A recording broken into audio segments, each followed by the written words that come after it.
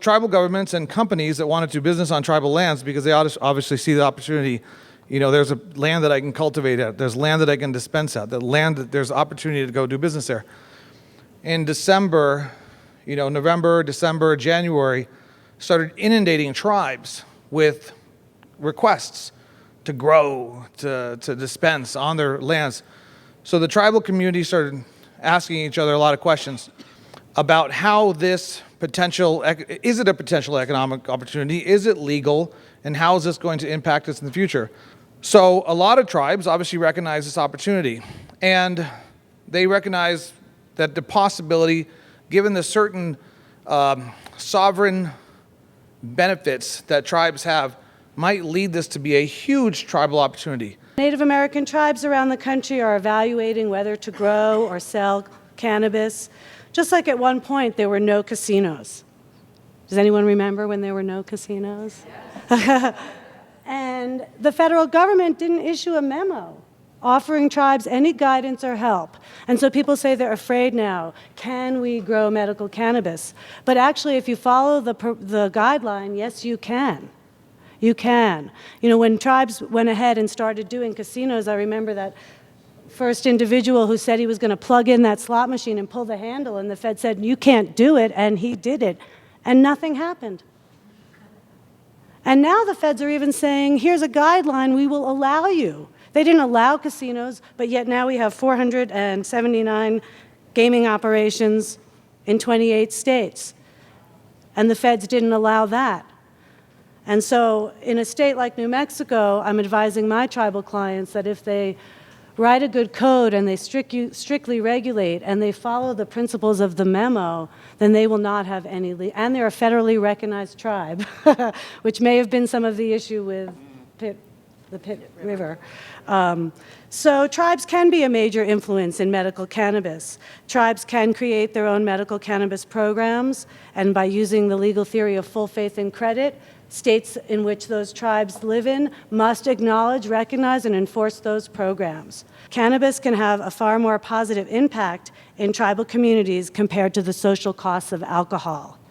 Let's move the alcoholics to cannabis, and by doing so, we'll improve the rest of the people's lives in the community.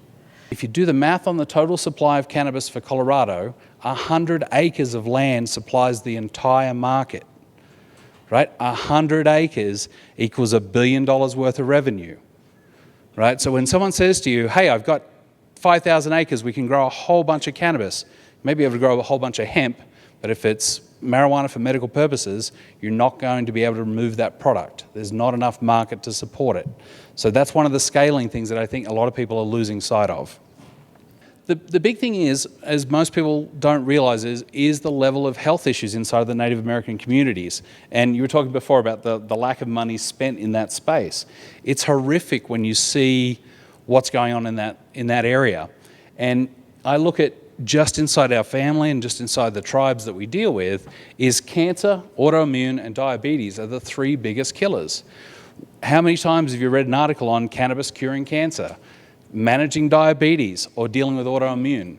So this is where we feel that there's a big push. So just setting aside for a minute the economic gains that can be made by Indian country getting into the cannabis space, there's a lot more that can be gained by tribal health. Biggest bit of advice, take it slowly. If obviously there's a few tribal members here and people that are interested in the space, is don't jump into it. Don't be in a hurry on it.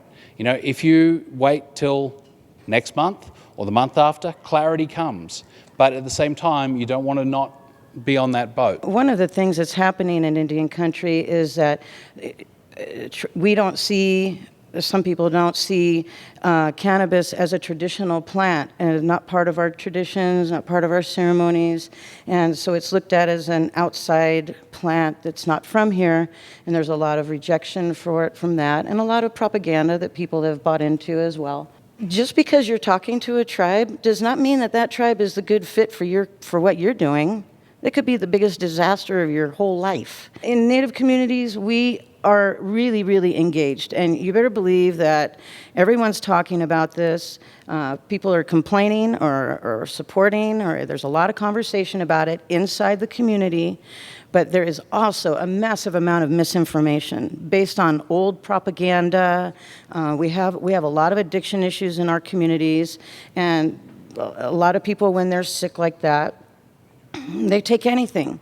So cannabis gets lumped in with meth and everything. It's all one same part of one big problem.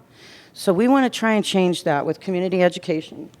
We want to make medicine for sick people. Let's turn this conversation around.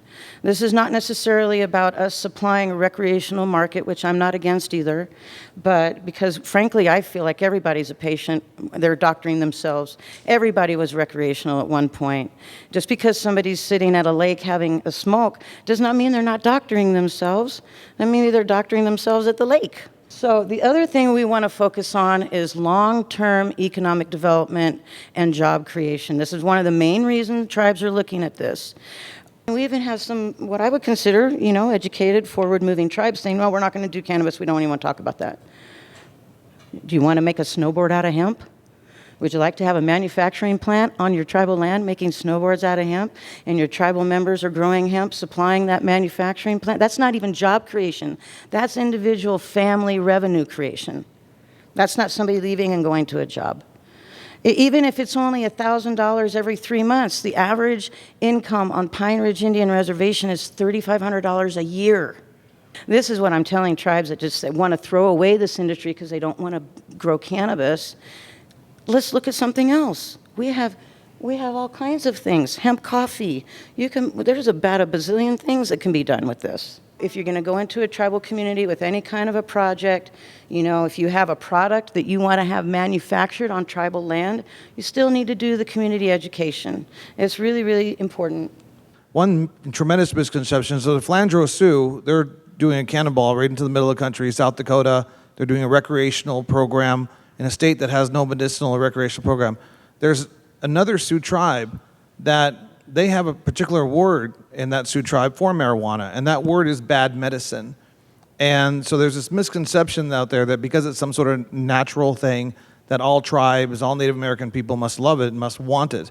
But that's not true. Within the Native American communities is the same, perception issues in regards to marijuana that exist outside the Native American communities.